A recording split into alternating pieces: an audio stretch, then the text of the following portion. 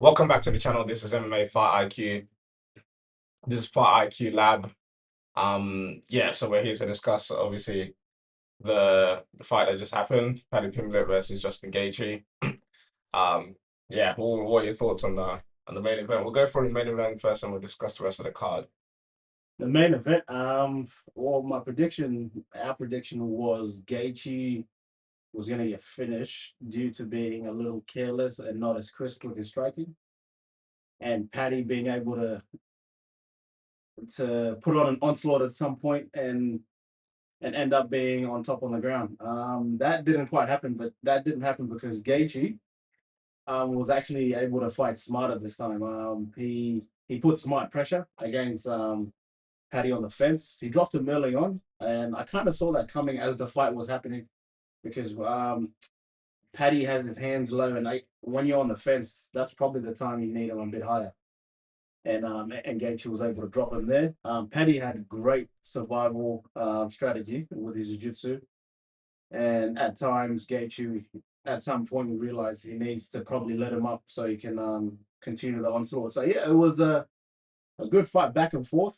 Um, at some point around round three, it looked clear that Gaethje was going to win this fight, and then all of a sudden, Paddy comes back and starts hurting Gaethje, and you're like, oh, we don't know what's going to happen. And then Gaethje kind of restored order until right at the end when Paddy kind of puts it on a bit, but it was a little too late. So I think we got the correct winner there. But yeah, Gaethje fought a lot smarter than I thought he would have.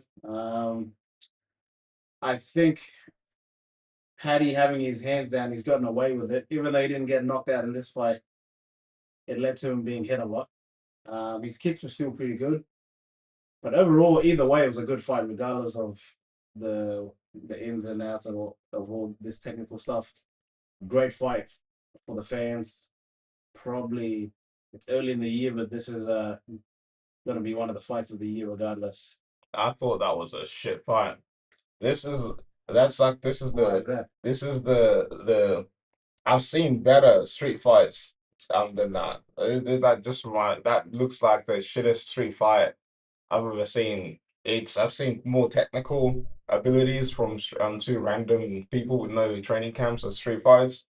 These guys, these guys from round one, they already look sloppy.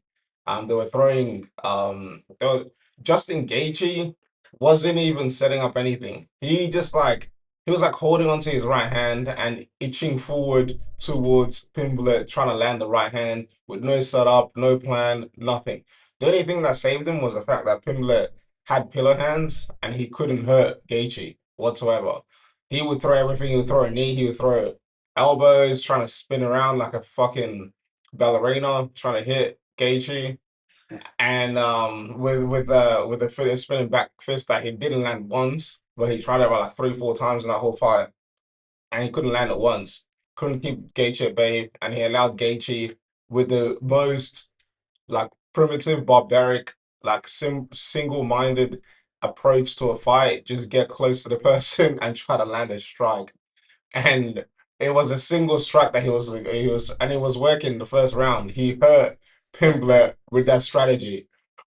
Like you see the likes of Adesanya, the short. We literally saw O'Malley right before. You see technical abilities like that, and then you see this. This is not worthy to be a main event. This is not worthy to be a professional bout. This guy's trained for this.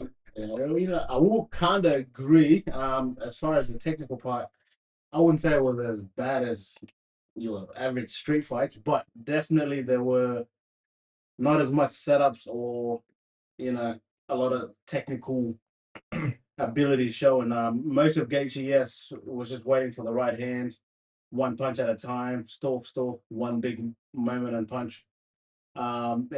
He kind of happened to land, but yes, Paddy's never been known for being technical. That's why we always thought he was going to get knocked out sooner or later. So it was actually like, oh shit, he keeps winning. Yeah. So we weren't surprised that those shots were hitting him. And shame on the commentators for gassing this fight up to be the way they were gassing it up. You think that some crazy shit is happening on there. You see Adesanya versus versus I think I show Fight of the Year Gastelum, and then you see this. Like these guys are barely landing strikes, and they're moving like light heavyweights slash heavyweights. They're so slow. You would not think this is a lightweight fight. They were so slow, so sloppy, and yeah, like I can't see this being Fight of the Year because only one person was got bashed. Like if you look at Gaethje's face in that fourth round, No damage, yeah. no zero damage, and the Yeah. guy's just like chilling. Like, and then they pan to Paddy's corner. This guy's fighting for his life. He could barely breathe. He's like he didn't know which way is up, which way is down. And yeah, like this is that can't be a fight of it. It wasn't even a slugfest. It wasn't a back and forth. Gaethje, Oh, whenever Gaethje, it was a back and forth because Gaethje would put a step on the accelerator and then it would step on the brakes. Step on the accelerator. It was all Gaethje. Like if Gaethje wanted to go, then he would dominate. If yeah. he didn't want to go, I felt like that too. yeah, Whenever Gaethje went, it yeah, looked like the fight was it was about to end. about to end. Yeah. Yeah. And then when he coming back off, Then he's catching his breath as things hitting with the pillow hands. Yeah, in a way, that's probably a good idea because who knows if he gets too gassed, he exactly. may get finished. 100%. I will say I was impressed with Paddy's Chin? not chin, yes, firstly, but his ability to catch a second win. Yeah, There were a lot of times where he looked kind of oh shit. yeah. That was was coming back. impressive to me because I was like, at so many points, this fight could have been over, but Paddy just stayed in there, Yeah, which is a good thing. That basically he prolonged the fight longer than it should have been. he did like to put it together. He was the prey in this fight. Yeah, he Gaethje definitely was was. the hunter, Yeah, and the hunter won. yeah. Yeah. And the funny thing is, Gaethje will have some moments where he's getting tagged and he will just like freeze in this position. We freeze low in that position. Yeah, like he's getting slumped. Like he would just stay there and like take like 2-1-2s. He'll take like four shot combination just like in that pose, just like that. Yeah. And a few times you almost got switch kicked. Yeah. He was close to getting switch kicked a few times. Yeah. Like I don't know why. I don't know if his controller froze, like the animation just like frozen, and then yeah, he just stayed there for a while. I don't know the altitude issue or whatever, but it just seems very sluggish. And then yeah, we could go straight to the O'Malley, but yeah, I don't know if you want to discuss anything further. No, that's it. Yeah, we go on to the next fight, the O'Malley fight. Well, in terms of damage, Sean clearly had more damage. He had a slower start. Mhm. Round one, actually, some people could give it either way. My eyes told me Song Yadong kind of snuck it out a little bit. Round two was clearly Song. Actually, I'm like, oh shit, Sean's gonna lose. He's gonna have his third loss here because when Song started mixing it up, he started looking good and he was putting power into every shot too. And it was keeping Sean away. Even though it might have led to him gassing, it was keeping Sean away a little bit. And then I think Sean realized it's the last round. I need to finish. But out of nowhere, I start seeing Song Yadong's nose bloody, and all of a sudden he just slowed down. And then Sean started using his boxing more crisp, and it started landing even better. What are your thoughts? I think the first round was actually it was close, but I did see yes Sean O'Malley definitely won the first round for me based on him landing more. He was just he just landed a little bit more, but Sung did end that round a lot better than he ended that fight a lot better than he started. But yeah, O'Malley did. I think he did enough, especially that third round where he just picked up the pace. The volume was high, like we were discussing about what we thought about his his skill set. He has really really good boxing. He has good teeps, good spinning kicks, but he needs those low kicks and roundhouse kicks. He needs those leg kicks, to stay busy in moments where like he's still trying to get information, still reading his opponent. He needs that leg kick to be able to still be like applying pressure and damage like Song Yadong was doing to him. Yeah. What did you think of Song Yadong's fighting style? You know, a Um, lot of power shots. yeah, What were your thoughts on that? I think it's good until it's not. I think yeah, you have to. Yeah, he just overextends in a lot of He cases, did, especially yeah, against someone like O'Malley who's not there most of the time. and longer. Yeah, and longer. So he's just like overstretching. He's like overextending. He's off balance.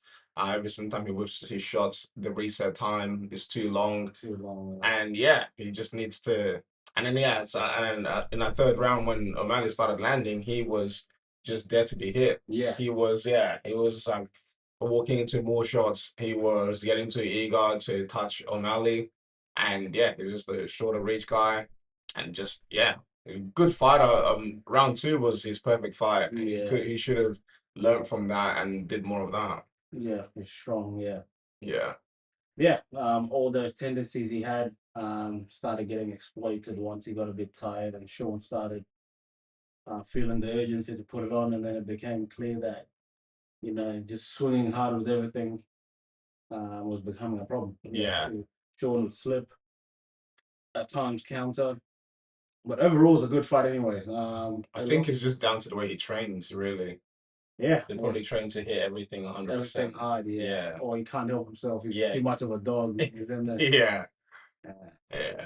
All right, let's just quickly get through to Derek Lewis Derek versus Lewis yeah versus Wilder Cortez Acosta. Acosta. Yeah. I came in, 2 minutes had passed. But from what I saw, I can see how I found the fight was how it started. That's probably what I missed. So in other words, I didn't really miss anything. But it was actually a slower pace fight for Derek Lewis. That's because Acosta is a he seemed to be he was definitely a lot more technical. Took his time. He was a little bit smaller, which means he was a bit fitter. And that's my problem with Derek Lewis. I think he's too big. Because in every fight he gasses, he either gasses or he wins by knockout. And in other words, these fights, if if you fight him in a slower pace fight, he's guaranteed to lose.